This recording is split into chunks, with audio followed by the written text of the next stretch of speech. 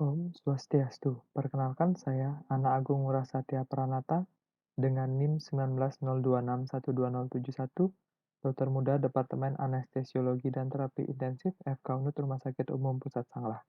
Pada kesempatan kali ini saya akan mempresentasikan mengenai perbandingan algoritma dari Basic Life Support AH 2015, 2018, 2020, dan juga Interim Guidance 2020. Kedaruratan medis yang dapat mengancam nyawa bisa terjadi di mana saja, kapan saja, dan menimpa siapa saja tanpa memandang status sosial tertentu, di mana pada keadaan mengancam nyawa tersebut dapat menyebabkan cardiac arrest. Penanganan cardiac arrest dapat dibedakan menjadi dua, yaitu berdasarkan tempatnya, hospital cardiac arrest dan juga out hospital cardiac arrest yang dibagi pada AH 2015. Di mana pada AH 2015 ini hospital cardiac arrest tersebut terdiri dari 5 langkah, yaitu pengawasan dan pencegahan, pengenalan dan pengaktifan sistem tanggapan darurat, CPR berkualitas tinggi secepatnya, defibrilasi cepat, serta bantuan hidup lanjutan dan perawatan pasca serangan jantung. Sedangkan pada AH 2020, in-hospital cardiac arrest ditambah lagi satu langkah, yaitu langkah pemulihan. Untuk out-hospital cardiac arrest, dari AH 2015 juga 5 langkah, yaitu pengenalan dan pengaktifan sistem tanggapan darurat, CPR berkualitas tinggi secepatnya, defibrilasi cepat, layanan medis darurat dasar dan lanjutan, serta bantuan hidup lanjutan dan perawatan pasca serangan jantung. Pada AH 2020 ini juga terdapat satu langkah tambahan, yaitu mengenai pemulihan, di mana tindakan resusitasi ini uh, dapat membantu untuk membuat pasien menjadi ROSC. Sehingga pada video kali ini saya akan mempresentasikan mengenai perbedaan penanganan cardiac arrest berdasarkan guidance-guidance tersebut, yaitu AH 2015, 18, dan 2020, serta interim guidance 2020. Yang pertama, saya akan membandingkan antara AH 2015 dan juga 2018. Di mana secara umum pada AH 2018 berfokus pada obat aritmia selama dan segera setelah henti jantung terjadi. Di mana dapat kita lihat pada angka 8 di sini pemberian obat-obatan pada AH 2015 hanya diberikan amiodaron. Sedangkan pada AH 2018 dapat diberikan amiodaron dan lidocaine pada VTPF yang tidak responsif dengan defibrilasi. Pemberian obat-obatan ini dilakukan dengan dasar walaupun tidak dapat meningkatkan kelangsungan hidup jangka panjang atau outcome neurologis setelah terjadinya VT ataupun PF, dengan rekomendasi baru ini terjadi sedikit peningkatan jangka pendek pada ROSC dengan penggunaan amiodaron dan juga lidocaine. Penulis juga menimbang kelangsungan hidupnya dibandingkan dengan yang terjadi pada pasien dengan uji placebo, serta dengan pemberian amiodaron ataupun lidocaine ini dapat meningkatkan kelangsungan hidup untuk keluar dari rumah sakit pada serangan jantung. Obat-obatannya tersebut diberikan epinefrin secara intravena atau intraoseus dengan dosis 1 mg tiap 3-5 menit, dan amiodaron intravena dengan dosis pertama 300 mg dengan bolus dan dosis kedua 150 mg. Di sini pada AH 2018 dosis epinefrin dan amiodaron masih sama, namun dapat diberikan obat lidocaine dengan dosis pertama 1-1,5 mg per kilogram berat badan dan dosis kedua 0,5-0,75 mg. Obat-obatan ini diberikan sesuai dengan tabel di nomor 8 tersebut. Lalu perbedaan AH 2018 dan juga 2020. Di sini tidak terdapat perubahan signifikan. Namun di sini terdapat perubahan, dapat lihat pada lingkaran orange diberikan epinefrin dan juga pada penanganan kualitas CPR-nya yang bertujuan untuk meningkatkan kualitas CPR-nya ataupun mengatur kembali kualitas CPR-nya.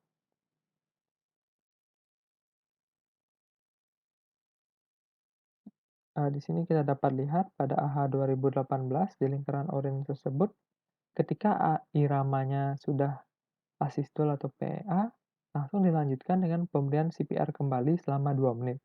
Sedangkan pada AHA 2020, ketika iramanya asistul atau PA, akan diberikan epinefrin sesegera mungkin.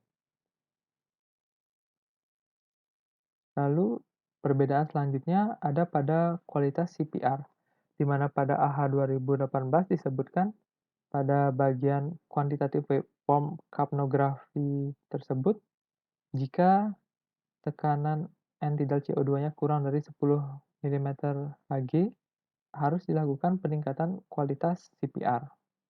Sedangkan pada AHA 2020 tidak ada menyebutkan berapa tekanan itu harus dilakukan peningkatan kualitas CPR. Sedangkan di AHA 2020 hanya menilai rendah ataupun menurunnya saja. Lalu kita harus melakukan evaluasi kembali pada kualitas CPR yang kita berikan. Di AHA 2018 juga menyebutkan mengenai tekanan intraarteri, di mana jika tekanan tersebut pada fase relaksasi atau diastolnya kurang dari 20 mmHg, maka dilakukan peningkatan kualitas CPR. Sedangkan pada AHA 2020 tidak ada menyebutkan mengenai tekanan intraarteri tersebut. Selanjutnya terdapat pula interim guidance. Interim guidance ini yang CPR sebelumnya yang dibahas dari AHA 2015, 2018, dan 2020 tidak ada membahas mengenai bagaimana penanganan cardiac arrest pada situasi pandemi COVID-19 ini. Sedangkan terdapat keperluan pasien yang mendesak untuk mendapatkan pertolongan dan juga daripada penolong yang memerlukan juga keselamatannya. Sehingga AHA pada tahun 2020 tersebut bekerja sama dengan beberapa center pendidikan ataupun yang membuat guideline ini seperti dari Akademi dari Pediatrik, American Association Respiration Rate, American College of Emergency Physicians, Society of Critical Care Anesthesiology, dan juga lainnya, menyusun panduan sementara untuk membantu penyelamat merawat individu dengan serangan jantung yang diduga terkonfirmasi COVID-19. Di mana di sini dapat dilihat perbedaannya pada tabel di kiri tersebut, di mana terdapat pengurangan dari provider exposure. Yang pertama, digunakan personal protective equipment sebelum memasuki ruangan ataupun tempat kejadian. Yang kedua, itu kita harus melimitasi dari personel yang ikut, dan juga kita harus melihat apakah resusitasi itu diperlukan apa tidak, dan juga harus memberitahukan kepada tim apakah status COVID-19 dari pasien tersebut apakah masih suspek ataupun sudah terkonfirmasi, tepatnya pada tabel box kuning yang pertama tersebut. Lalu pada saat kita mulai CPR tersebut, kita harus juga mempersiapkan intubasi. Yang kedua itu memprioritaskan oksigenasi dan juga ventilasi dengan risiko aerosol yang cukup rendah. Dapat digunakan filter HEPA jika tersedia untuk semua ventilasi, dan juga lakukan intubasi sesegera mungkin dengan tube yang berbentuk cuff dan disambungkan dengan mechanical ventilator. Lalu kita dapat pada tabel kedua yang kuning ini dapat lihat mengenai prioritas intubasi dan juga melanjutkan CPR. Kita dapat menjeda dari kompresi dada untuk dilakukannya intubasi. Jika intubasi di-delay atau dihambat, dapat dilakukan penanganan supraglottic airway ataupun dengan back mask device dengan filter dan juga seal yang rekat. Lalu connect dengan ventilator dengan filter segeranya. Untuk pasien dewasa yang memerlukan passive oxygenation dengan non-breathing face mask sebagai alternatifnya ataupun back mask device untuk durasi yang pendek. Lalu untuk consider resuscitation-nya apakah dibutuhkan atau tidak, melihat dari goals dari penanganannya, juga mengadopsi dari guideline-guideline tertentu yang tersedia. Di sini di langkah 10 juga dapat diberikan mechanical compression device yang sebelumnya tidak ada di langkah AHA yang sebelumnya. Baik, untuk kesimpulan daripada perbedaan itu semua, yaitu pada AHA 2015 dan juga 18 di mana terdapat perbedaan antara pemberian amiodaron dan juga lidocaine. Di AHA 2015 hanya menggunakan amiodaron dan pada AHA 2018 dapat diberikan atau lidocaine, di mana dosis lidocaine yang dapat diberikan yaitu dosis pertama 1 sampai 1,5 mg per kilogram, sedangkan dosis kedua setengah sampai 0,75 mg per kilogram. Untuk perbedaan AHA 2018 dan 2020 terdapat dua perbedaan utama, yaitu pada bentuk gelombang kuantitatif pada kapnografi. Jika pada 2018, jika tekanan entital CO2-nya kurang dari 10 mg, dan juga tekanan pada fase relaksasi atau diastolnya kurang dari 20 Hg, akan dilakukan peningkatan kualitas CPR. Sedangkan pada AHA 2020 tidak melihat berapa besar tekanan entital CO2-nya, namun hanya melihat kualitasnya apakah rendah ataupun menurun. Lalu harus kita lakukan kembali evaluasi pada kualitas CPR yang diberikan. Pada 2018, pada langkah awal ketika iramanya medi asistol atau PA dilanjutkan dengan CPR selama 2 menit.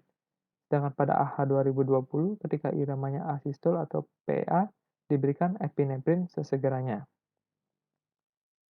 Lalu perbedaan AHA dengan interim guidance, di mana pada AHA tidak ada menjelaskan mengenai algoritma mengenai ACLS, cardiac arrest untuk pasien suspek ataupun terkonfirmasi COVID-19, mengingat terdapat pandemi COVID-19 pada tahun 2020. Sedangkan interim guidance tersebut dihasilkan dari kerjasama AHA dengan beberapa center lainnya untuk memberikan panduan pada tenaga kesehatan ataupun penolong lainnya mengenai algoritma mengenai ACLS cardiac arrest untuk pasien suspek ataupun terkonfirmasi COVID-19. Sekian presentasi yang dapat saya sampaikan. Mohon arahan, masukan, dan bimbingannya. Terima kasih. Om Santi Santi.